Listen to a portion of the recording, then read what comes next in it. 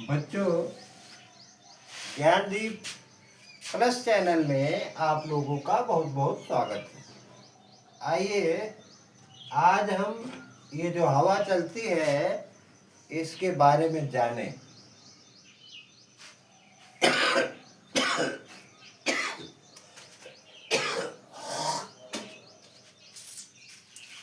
कि हवाएं कितने प्रकार की होती हैं और कौन सी हवाएं कब और कैसे चलती हैं। देखो, यहाँ लिखा है पवनों के प्रकार। अस्थाई या नियतवाही,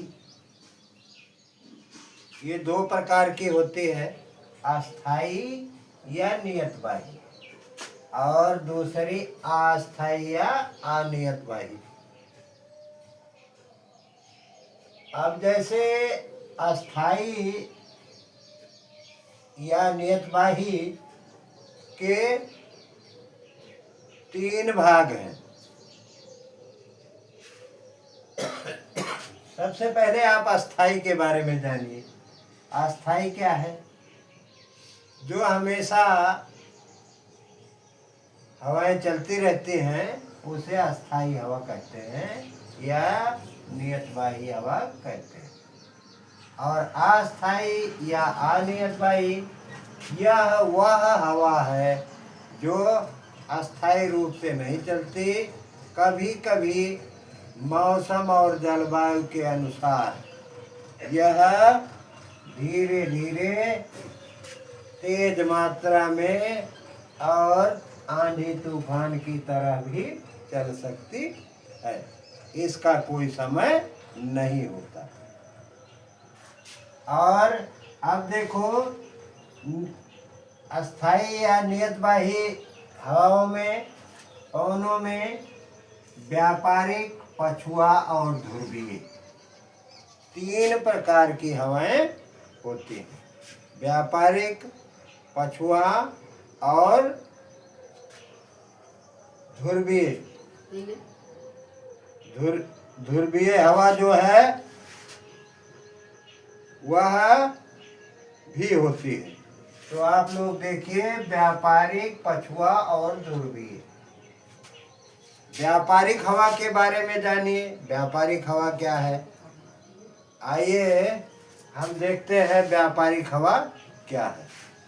व्यापारिक हवा देखो, उसे कहते हैं जो अनवर्ती, अयनवर्ती या उपोष्ण उच्च वायुदाब से भूमध्य रेखीय निम्न वायुदाब की ओर व्यापारिक पवनें चलती हैं।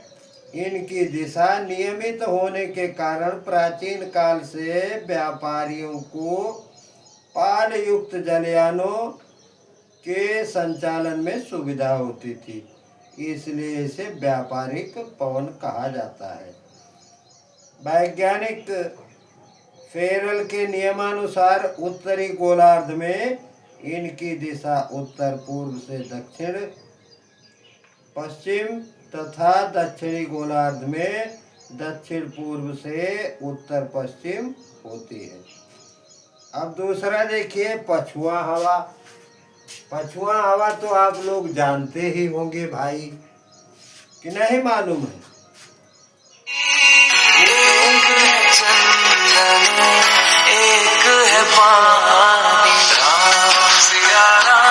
उपोष्ण उच्च वायुदाब से उपध्रुवीय निम्न वायुदाब के बीच दोनों गोलार्धों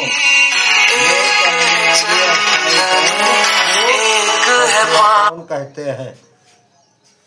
और इनकी दिशा गोलार्ध में दक्षिण पश्चिम से उत्तर पूर्व की तरफ और दक्षिणी गोलार्ध में उत्तर पश्चिम से दक्षिण पूर्व की ओर होती है। बच्चों, इसके आगे की हवा है कौन सी? ध्रुवीय।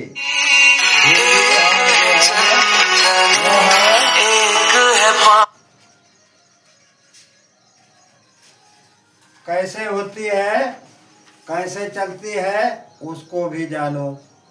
60 से 65 अक्षांशों के मध्य दोनों गोलार्धों में कम वायुदाब मिलता है।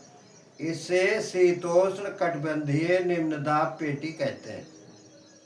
ध्रुवों पर अत्यधिक शीत के कारण उच्च वायुदाब साल भर बना रहता है और ध्रुवीय उच्च वायुदाब से शीतोष्ण ध्रुवीय निम्न वायुदाब की ओर पवनें चलती हैं। इसे ध्रुवीय पवन कहते हैं। अब अस्थायी नियतवाही पवनें और मानसून पवनें क्या है, उसे भी हम देखते हैं।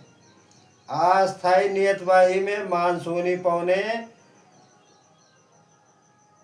मानसून शब्द का प्रयोग उन पवनों के लिए किया जाता है जिनकी दिशा में वर्ष में 2 बार परिवर्तन होता है। ये पवनें ऋतु परिवर्तन के अनुसार अपनी दिशा बदल लेती। तो यह देखिए, एशिया महाद्वीप में ग्रीष्म ऋतु में और शीत ऋतु के तापमानों में भारी विषमता पाई जाती। तापमान की इस विषमता के कारण वायुदाब में भी परिवर्तन हो जाता है। इसलिए शीत ऋतु में पवनें स्थल से सागरों की ओर तथा ग्रीष्म ऋतु में सागरों से स्थल की ओर चलने लगती। सागरों से आने वाली पवनें आर्द्रता से भरी होती हैं। किससे? आर्द्रता यानी ठंडक, आर्द्रता से भरी होती है।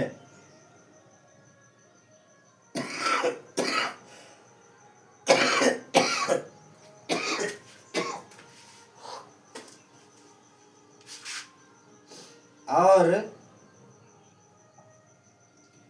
इसलिए ग्रीष्म ऋतु में भारी वर्षा होती। यह ऋतु की पवनों की ग्रीष्म मानसून कही जाती। हमारे देश में ग्रीष्मकालीन मानसून से अधिक वर्षा होती है और शीतकाल में ये पवनें स्थल से जल की ओर चलती हैं, अतः बरसात कम होती। यानी गर्मी में अपने देश में ही देख लीजिए, अपने गांव कस्बों में देख लीजिए, गर्मी के सीजन में जब गर्मी समाप्त हो जाती है तो बरसात का समय आता है।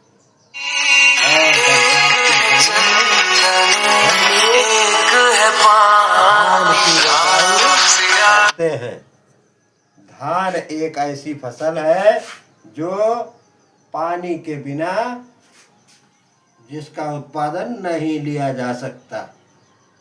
अतः बच्चों, आज हम इतना देखते हैं, आगे हम कल बताएंगे, क्योंकि ये आप लोगों के समक्ष जा नहीं पाएगा।